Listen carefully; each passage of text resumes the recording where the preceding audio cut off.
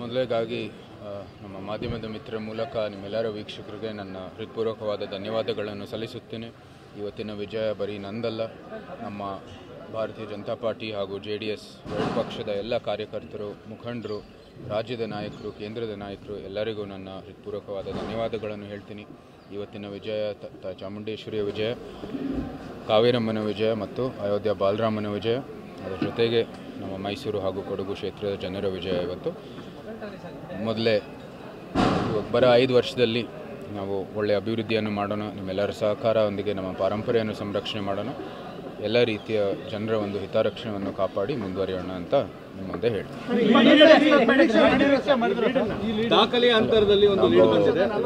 ನಾವು ನಿರೀಕ್ಷೆ ಮಾಡ್ತಾ ಇದ್ದು ಸುಮಾರು 80,000 1 ಲಕ್ಷ ಅಷ್ಟೊತ್ತಿಗೆ, ಅದಕ್ಕೆ ಮೀರಿ ಇವತ್ತು ಲೀಡನ್ನು ಬಂದಿದೆ. ಐ ಥಿಂಕ್ ನಮ್ಮ ಮೊದಲನೇದಾಗಿ ನಮ್ಮ ಪ್ರಧಾನಮಂತ್ರಿಯವರ 10 ವರ್ಷದಲ್ಲಿ ಮಾಡಿರುವ ಕೆಲಸ, ಅಭಿವೃದ್ಧಿ ಕೆಲಸ ಇರ್ಬೋದು, ಸಮಾಜಮುಖಿ ಕೆಲಸ ಇದೆ, ಭಾರತದ ಪಾರಂಪರ್ಯ ಸಂರಕ್ಷಣೆ ಇದೆ.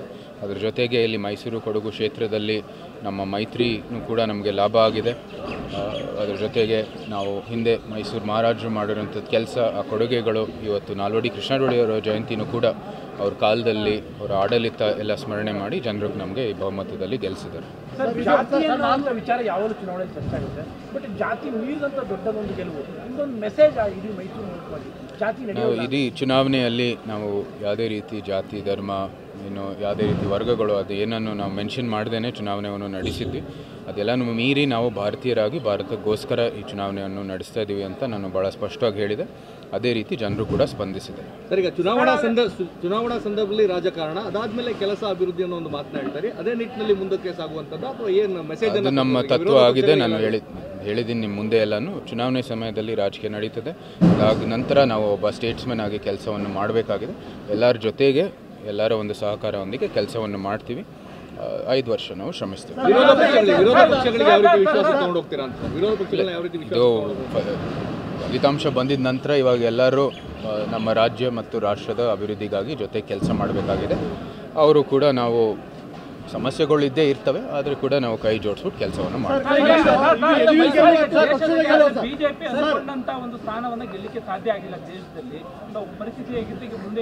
ಹೌದು, ನಾವು ನಿರೀಕ್ಷೆ ಮಾಡುವಂಥದ್ದು ಸೀಟ್ಗಳು ನಮಗೆ ಸಿಕ್ಕಿಲ್ಲ, ರಾಷ್ಟ್ರದಲ್ಲೂ ಕೂಡ ರಾಜ್ಯದಲ್ಲೂ ಕೂಡ.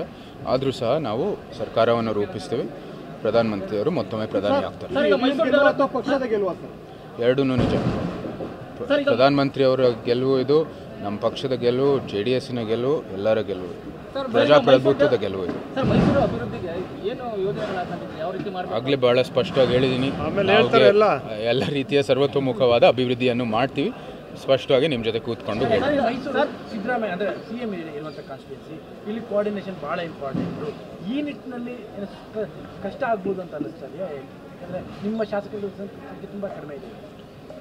ಮುಖ್ಯಮಂತ್ರಿಗಳು ಇಲ್ಲಿ ಆಗಲೇ ಸ್ಪರ್ಧೆ ಮಾಡುವಾಗೂ ಕೂಡ ಭಾಳ ಕಠಿಣವಾಗಿ ಅವರು ಕೂಡ ಸ್ಪರ್ಧೆಯನ್ನು ಮಾಡಿದ್ದು, ನಮಗೆ ಕಠಿಣವಾದ ಸ್ಪರ್ಧೆಯನ್ನು ಮಾಡಿಕೊಟ್ರು, ನಾವು ಕೂಡ ಲಘುವಾಗಿ ತಗೊಳ್ಳಿಲ್ಲ.